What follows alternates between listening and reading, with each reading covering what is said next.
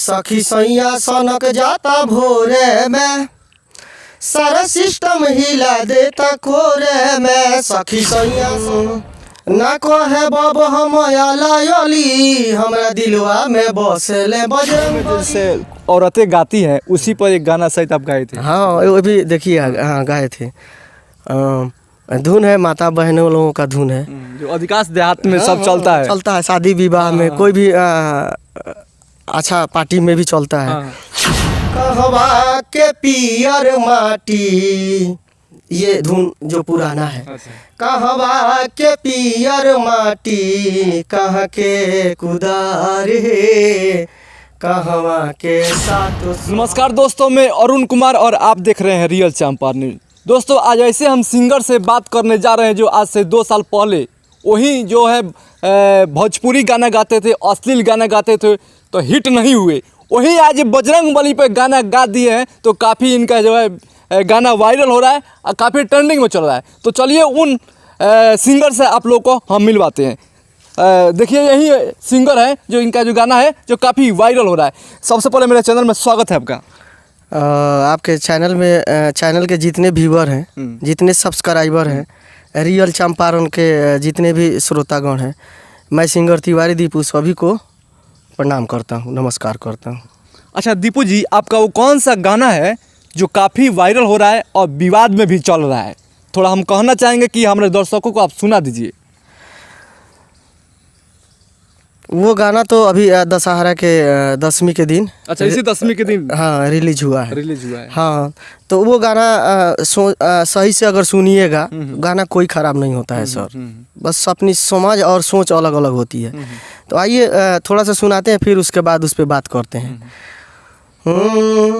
ना कहे बब हम अली, हमरा दिलवा में बसले बजरंग बली। राम सिया राम जय जय राम, मैं तो राम ही राम पुकारूं।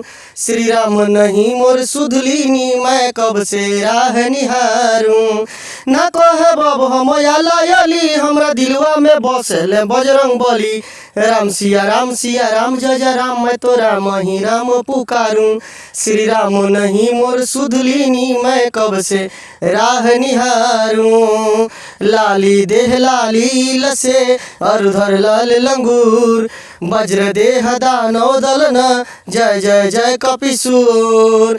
ना कहे बब हम अली, हमरा दिलवा में बसले बजरंग बली। राम सिया राम जय जय राम, मैं तो राम ही राम पुकारूं। राम जी के दूत होंगे, अंजनी के पुत्र होंगे, शंकर जी के रुद्र होंगे, जानता जहान हो। राम जी के दूत होंगे, अंजनी के पुत्र होंगे, शंकर जी के रुद्र होंगे, जानता जहान हो। चलिया बातोनी रौरो जपी, चलिया बातोनी रौरो कहली, हमरा दिलवा में बसले बजरंग बली। राम सिया राम जय जय राम, मैं तो राम ही राम पुकारूं। गाना यही है। अच्छा गाना के माध्यम से हमको लग रहा है आप बजरंगबली के ज़्यादा अधिकांश आप भक्त हैं। हाँ भक्त तो है, राष्ट्रभक्त भी हैं, अपने सनातन धर्म भक्त भी हैं। हाँ ये तो है भाई, यहाँ का खाएंगे तो हम यहीं का गाएंगे। अच्छा दीपू जी, इसके पहले आप भोजपुरी गाना भी गाए थे, उसके बाद ऑर्केस्ट्रा शो भी किए थे, ऑर्केस्ट्रा सॉन्ग भी दिए हैं। हाँ। तो वो गाना आपका वायरल नहीं हुआ। ये बजरंगबली वाला गाना जो है काफ़ी वायरल चल रहा है, ऐसा क्यों? तो सर अच्छा गाना अच्छा ही होता है, समझे। अच्छा गाना के भाई सुनने वाला लोग हैं और ख़राब गाने के भी लोग हैं।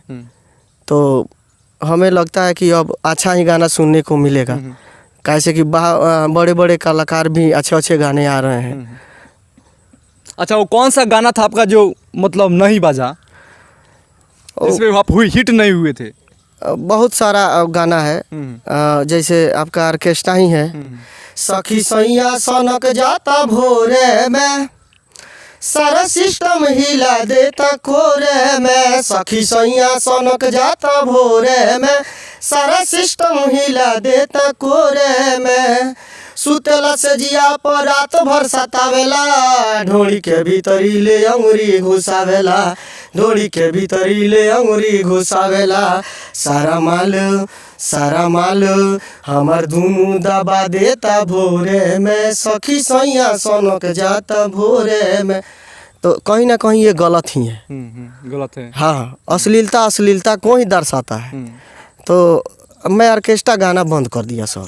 बंद कर दिया। हाँ, एक और गाना था, गइल रनी साटा पनाचे बुढ़ावा चोली में चिमटी काटे, नमरी देखावे हो घघरी उठावे कके इशारा नुनियरा बोलावे, नमरी देखावे हो घघरी उठावे कके इशारा नुनियरा बोलावे, देखे में ई जादो जी बाटे, हाँ हाँ देखे में ई जादो जी बाटे, बुढ़ावा चोली में चिमटी काटे, बुढ़ावा चोली में चिमटी काटे। तो अश्लील ही है। असली है। हाँ, उसके बाद मैं तो देख सकते हैं दोस्तों ये कितना जो है ये भोजपुरी गाना गाए हैं, तो इस पे हिट नहीं हुए थे। और वही जो आला अली हमरा दिलवा में बसेलन बजरंग बली, यही जो गाना गाए हैं दीपू तिवारी जो है सिंगर, इनका गाना है जो काफ़ी वायरल हो रहा है। क्या कहिएगा इस समय, आपको कैसा लग रहा है?